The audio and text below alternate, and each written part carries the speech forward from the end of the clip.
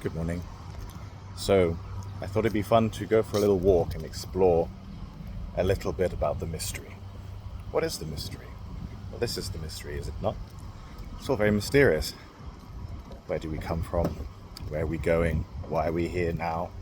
Why do we spend a third of our lives asleep, passed out and unconscious? What actually is going on? Still working on that. It may take some time. It is, after all, a little bit difficult for the finite to comprehend the infinite, if not wildly ambitious. And one of the things that pops up a lot is our worries about the world. We're worried about the world ending, particularly these days. But the controversial statement I'd like to make is that the world cannot end because the world does not exist. Yeah, it doesn't exist, actually. To which many say, what, that's crazy, that's ridiculous. And that's where I say, welcome to the mystery. Because what is happening is that because we are lacking rigor in the way in which we define our terms, the way in which we construct our logos, the logic structures of reality that guide us, we create a lot of confusion for ourselves, and we get ourselves a little muddled up. So what is this so-called world? Ask yourself, what is the world? Define it, please. Let us ask every person on this planet, what is the world? And will we have a consistent and coherent answer? No, we will not. And then we will go to the ants, and we will ask the ants, tell us, ants, what is of this world? Tell us about your world. And they will say completely different things. And then we will go to the fish and the sea and the rivers, and they will tell us, again, completely different things. So what is this world? Are the animals a part of this world? I think so. Right? You can't say cat's not part of the world. I love my cats very much. I'm sure you do too, or your dogs, or your fishies, or whatever the equivalent is. So it gets a bit tricky, this world. Because you'd think that something as important as the world would have a unified consensus across humanity. That it's something that we can all agree on, point to, and say, yep, that's it. Now people will say, yes, Gandhi, it's the earth is the world. Well, yes, the earth is the earth, but the earth is not the world. The earth is the planet. But there are many worlds within this planet. And so if you're worried about the earth not being here, well, that will most likely happen when the sun ends its life and probably explodes in a fireball or expands to consume us. That's a few billion years away, so the earth is safe, but we're still trying to figure out this thing called the world. And what will often pop up that's actually quite good is that it's about people. It's about the people in our lives. It's about the people that matter to us. So the world is about people. If there are no people in the world, then is there even a world at all? No, there isn't. There are different worlds because life still keeps going on. And so really what I think we mean when we talk about the world is we're really talking about our world and the people who make it meaningful. So the insight here is it's not about the world. It's about understanding there are many worlds, each of which emerges out of our individual states of consciousness. My world is not the same as your world. They can be connected as they are now. They are indeed connecting, but they're not the same. And so it creates this webway of connectivity, of worlds overlapping. And that's what I call this distorted worlds principle. We live in distorted worlds. And the reason why that is important is because it allows for individuality. It allows for the possibility that everyone can see things differently without there needing to be a conflict about whose world is right or wrong. Furthermore, what it means is that when we rush around screaming the world is ending, what we really mean is my world is ending. Or our world is ending in the sense of there being a collective, like maybe particularly for a certain culture, perhaps, right? Or for a certain way of doing things. Or maybe if you're breaking up in a painful relationship with a loved one after a long time, that too can feel like the world is ending. And that world is indeed ending. That's why the ancient Greeks called it apocalypse. The apocalypse is the end of the world through divine revelation.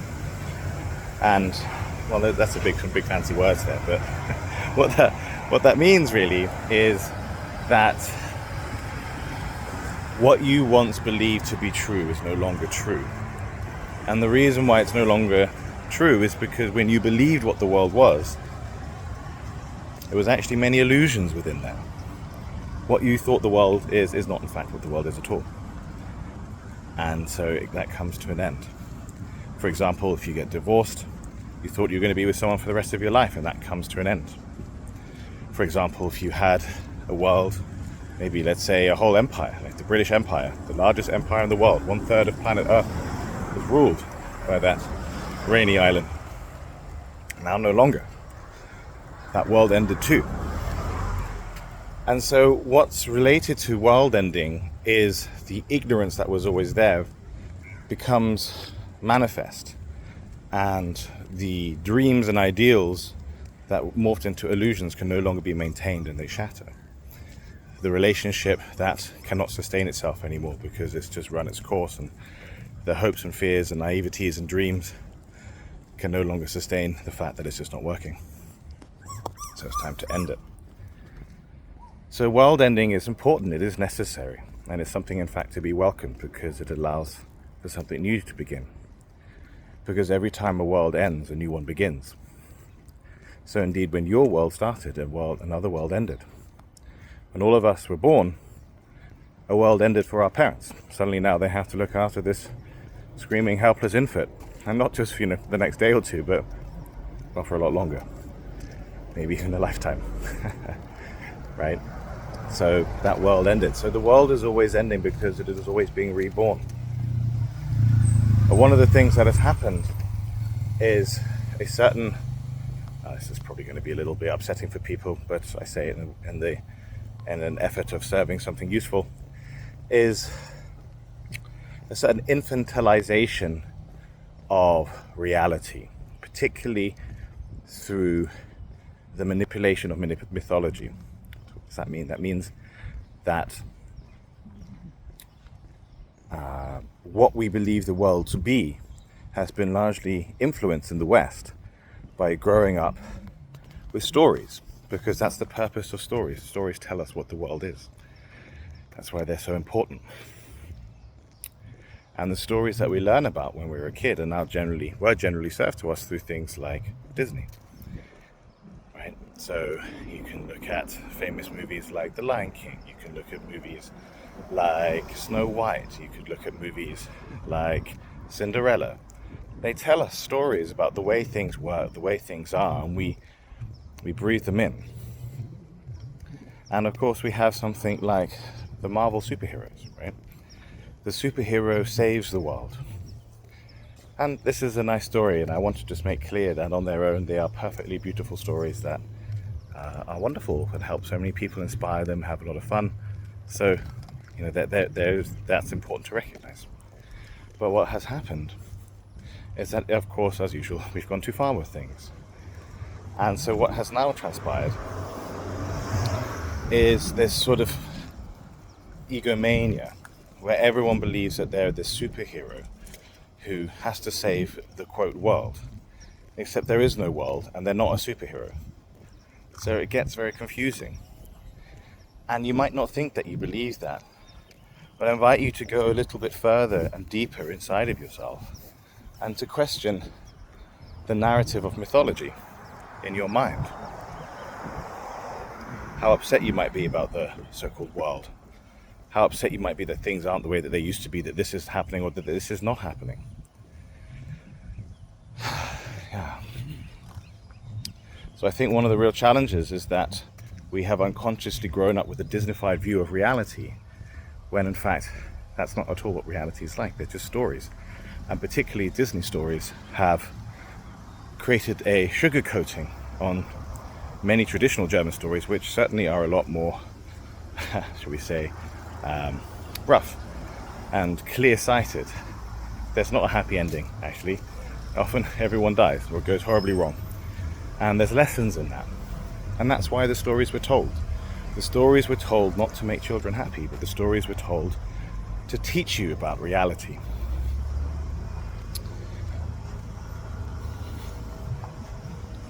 And so what has happened now is the arrival of evil,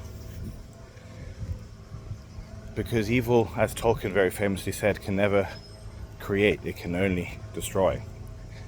And so what has happened, and Disney is such a great example, and I think you couldn't create a more perfect example than the current situation of the Snow White movie, where mythology has been replaced by ideology.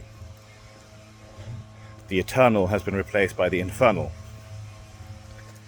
And this really is a big problem, because it corrupts and it destroys. So what was once the story of a fair, white-skinned woman being cast out by her evil stepmother because she's not the fairest, and is then saved by the seven dwarves in the forest and the magical creatures, and finds her prince, and then through a variety of adventures learns to live happily ever after, becomes an ideological quest for a woman with a different skin color, a brown skin color, which on its own is fine, but suddenly, the story gets warped, not from Snow White, who has fair skin, but Snow White, who was born in a snowstorm. And actually they're leading the revolution against the evil queen. And what has happened here is you've taken an ancient story which has value in it for its mythological narrative to teach you about the nature of reality, and you've replaced it with your current belief system about what you think truth actually is. Now you may say, yeah, don't be ridiculous, it's just Snow White, there's no mythological narrative at all. Then fair enough. But tell me this, why do we keep telling the story? Why do we keep telling the story for hundreds of years, and some of the stories that we have told for thousands of years? Millennia. Especially when it's difficult to tell all these stories and remember them, right? There are no iPads and tablets and AirPods and podcasts back then. No, you just had to remember the whole thing or write it all down. So why would you do that? You do that because it's important. And this is what I'm saying. Something has been forgotten, fundamentally misunderstood, in this confusion between ideology and mythology. And so what that results in is a corruption of the power of good that mythology brings. Mythology allows you to access the magic of the world. And when you collapse the mythological into the ideological, a certain belief system about how the world should be, in this case a strong, independent, feminist woman who rises up against evil, what actually happens is that we don't see that that is actually the evil itself. What's going to happen at the end of the Snow White story? Well, everyone's dancing and having a lovely time because the evil queen has been defeated. But actually, if you see from a more clear-sighted nature, all that's happened is one evil queen has been replaced with the other, and what the actual whole new Snow White is really about is that this little girl is very upset that she's not the evil queen and that she wants to rule instead. And all these fake promises that she will rule and be fair and blah, blah, blah, blah, is simply the same narrative that the queen said before her. So she's just manipulating everyone to get what she wants, justifying it from an ideological narrative that she's the hero and only she can do it, and everyone else is bad and she's good. Those who paint themselves in the clothes of good, be very careful of those people. They definitely have an agenda, and they're going to cause a lot of destruction, mostly of the world. And so the world ends, but that is necessarily so because time has passed and a new world must begin. And what matters today is having the strength of character, the strength of soul, the strength of spirit, the capacity to have an elevated consciousness to comprehend this and to move through the cycles and be reborn through every apocalypse. It's just to be able to be grounded in the eternal, to avoid the infernal, and to continue to dance in the ecstasy of being alive, to not lose your joy, to not become so despondent and depressed as we pour forth all this negativity from all these silly little opinions that we have about the so-called world. Look at the news. When you read it, the world says, no, it's not. It's not true. 60% of this economy did that. Really did it? You actually believe that? Yes, I did. It was this very credible institution. Harvard did this, MIT studied that, McKinsey this. Yeah, really? It's just a bunch of people making up a bunch of stuff about a bunch of things that will very quickly pass. You really want to commit your entire soul and state of consciousness to be very upset about that. And that's your choice. I think that's part of the maturity of understanding the nature of world ending, is that you remain if you choose to. You will remain. And by being forged through the fire of the apocalypse, you can be reborn even greater. But you have to let go of the ideological narrative. You have to let go of the need to be right. You have to let go of your ego. Because that's really what the world attaches to. Your world is really the expression and extension of your ego. So when the world ends, also your ego ends, and that's why we're so terrified of the world ending, because we're terrified of ourselves ending. We're not so concerned about the world, we're actually concerned about ourselves. Understandable, right? As it should be. Of course you have to look after yourself. But in understanding the nature of the self, this is a good flow place. In understanding the self, it gets a little bit more interesting now, because once you are able to move past a certain level of ego death, achieve a certain level of enlightenment, because enlightenment is many things. It's not one thing. It's not a binary outcome. Yes, I'm enlightened. No, I'm not. It's not like that. Many forms of enlightenment, and even more specifically, the trick is not to be enlightened. The trick is to remain enlightened as you move through reality on a day-by-day basis. That's much harder. And makes life interesting. So when you are looking to explore around this world-ending concept and explore yourself, one of the things that might be helpful for you is Nietzsche's concept of moving beyond good and evil, because the ways in which simpler states of consciousness construct reality is through good and evil. Now, it's very important to understand there is good and evil in this world. There absolutely is. And they are very real forces that one should be aware of and be on guard against in terms of evil, and be willing to embrace and support in terms of good. But what exactly they are and how exactly they appear is subject to debate. A so-called good person might try to do something good but end up killing a child accidentally. Is that evil? Someone might try to do an evil act, but in the process may do something heroic that they didn't even expect. It happens more often than you think. So what I think is interesting in terms of moving beyond the fear of the world ending and of you ending is Nietzsche's idea of going beyond good and evil. Nietzsche being an early 20th century philosopher. And what he talks about in that is that to go beyond good and evil, is to transcend the morality of the masses. He would call it the slave-like morality. Why is it slave-like? Because you are enslaved to what is told to you. You're not actually a good person. You're just doing good things because you're afraid of what other people would say about you if you really did what you wanted. It's not coming from your real heart of goodness. You're just doing what everyone else tells you because you're lost, you're confused, you're helpless, you're weak. You probably say you're kind of pathetic, and you just don't know any better.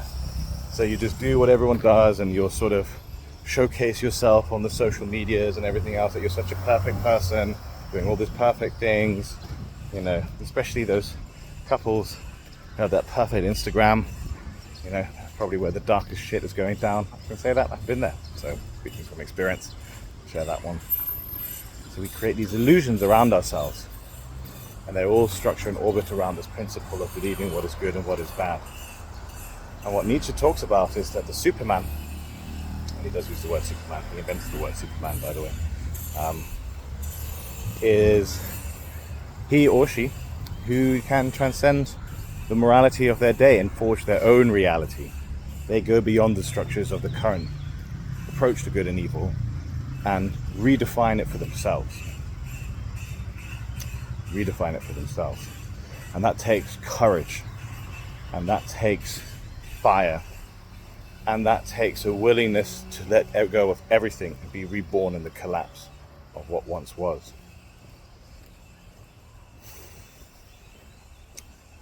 So the world doesn't end, you end it.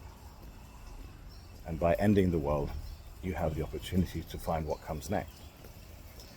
And so in having thought about this beautiful phrase, good and evil, and it's also a fantastic book, highly recommend it, beyond good and evil lies data. Beyond good and evil lies data. And the beauty of that is that data doesn't in and of itself have a morality. It just is. It's just data points. Is it good or bad? Well, you have to figure that out. You need to collect the data points for yourself and figure that out. So beyond good and evil lies data. And so what that means is, in order to make yourself into your own person and to create your own world, you want to be able to assemble the data that's relevant to you. And you must become the judge. In German we would say, du musst dein eigener Maßstab sein. You must be the one who measures yourself. Not the others. Not mummy, not daddy, not society, not your boss, not your children, not your wife, not your husband. You measure yourself as you. You must look yourself in the mirror. Now, this sounds exciting, and it is, but you're also operating now at a higher tier of consciousness, so this requires more sophisticated engineering. Whereas before you were relying on the consciousness architecture of your tradition, your society, the rules of your family, your religion, whatever it matters, doesn't matter. You're relying on the rules of somebody else. But when you now seek to make yourself, it's a bit like making your own house. You can do it, but do you know how to make a house? Because if you get it wrong, you're going to have a bad time, right? Plumbing doesn't work, the electricity electrocutes you, right? The sewers don't, the drainage sewage system doesn't work, it smells, the paint peels off, the air conditioning isn't so effective, or the heating. It's very hard to build a good house. It requires a lot of sophisticated capability. And so when you are operating at this higher tier of consciousness, more in a state of what I would call liquid sunlight, your attitude, deine Einstellung, your attitude to the world and yourself in the world changes, because you realize that you carry the consequences of your choices. If I don't make my house well, I'm the one who has to live in it, and I'm the one who's going to suffer, and I don't want to suffer, so I want to build a good house, right? And so in a similar way, when you step up into that higher level of maturity, and you are carrying the consequences of your choices and decisions because you dare to go beyond good and evil, and you dare to live your own life, you must take that approach of someone who is not trying to be right, but somebody who's seeking to be aligned. This is the foundational transition from lower states of consciousness to higher states of consciousness. This is the specific behavior, the specific point. You are not seeking to be right. You are seeking to be aligned. If you find yourself insisting on being right about something and telling stories about this and this, you have missed the point. You are not right. You're not right about anything. You're just a teeny tiny dot in an infinite universe blabbering about something in a speck of a moment. Okay? You're not right about anything. Nor am I. So what you can do, though, is live your life free from suffering and joy and happiness. And that comes not from being right, that comes from being aligned. Aligned in the sense of, if you imagine you're driving a car, and if the wheel sometimes can get a bit, one of the wheels when you're driving can get a little bit misaligned, it's a bit wobbly, so you're driving the car and you can feel it. And that's not so good. Now, you can keep it and not fix it, but over time that's going to damage the car more and more and more, and eventually that might cause a big crash, which would be very horrible, especially if there's other people involved. So you want to avoid that, so you want to quickly fix it. So in that sense, when your heart and soul and spirit are not aligned, then things start to get a bit wobbly in reality, and that's what you experience as a little bit of unhappiness, a little bit of sadness, a little bit of frustration. Now, the question is, are you willing to do what is necessary to fix it? You say yes. Great. So then you need to figure out what the problem is, and you need to align that problem, because it's going to be an alignment issue. It's not another person, it's not the other people. It's a problem with you. And that's the kind of maturity you need to carry when you're working towards the higher states of consciousness, is that you are the problem. Now, what's wonderful about that is, because you are the problem, you can be the solution. If you are not the problem, then you cannot be the solution. So what do you want? You want to sit there in suffering and you want to complain and cry and say it's not your fault, it's not your problem? Fine, okay. You're still living in that shitty house, right? The Shitty house being the metaphor for the misaligned soul, right? Or you can choose to say, you know what? I will take responsibility for this. It is my problem, it is my fault, and I will fix it. And then you get on with it. And just by mobilizing into that, your Einstellung, your attitude, your mindset, your approach to things will change. Because all this sensitivity about being right and wrong, and it's just becomes somewhat trivial. What matters is that you are building your life, and that every day you're trying to be a little bit better. And that's what kindness and compassion is fundamentally about. So can you be kind and compassionate to yourself? Can you really be kind and compassionate to yourself? Not by constructing yourself into this illusionary perfect being, but by seeing your faults, seeing your limitations, seeing your weaknesses, and then accepting them and loving them and moving forward from them.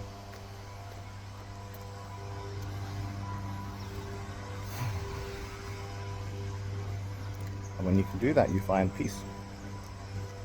You find humility. You find patience. You find love. You find kindness. You find compassion. You find focus. Focus on your life, your purpose, who you are, what you're about, and what you wish to be and do. Now, in the end, everyone will build their own world.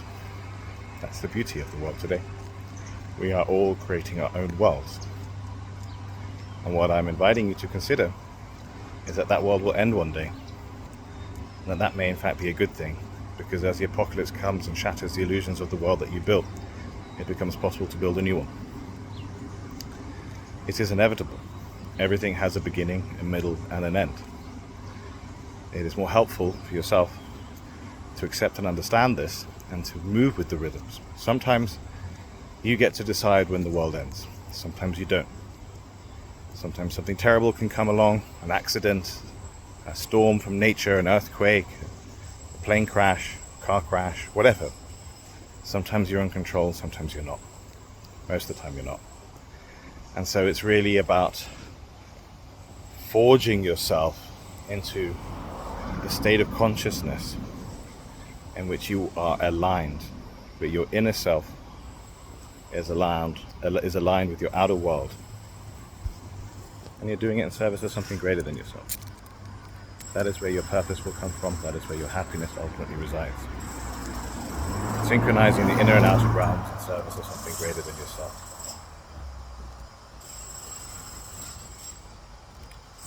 It's a great journey. It's a hard one. A lot of the suffering comes from having to overcome yourself, to be honest. So you can shortcut it quite quickly by just practicing humility and recognizing your own stupidity. Tough thing to say, but it's a tough world. So you need to be a tough person if you want to go beyond good and evil and really build your own reality. Thank you for listening. Wishing you a great day.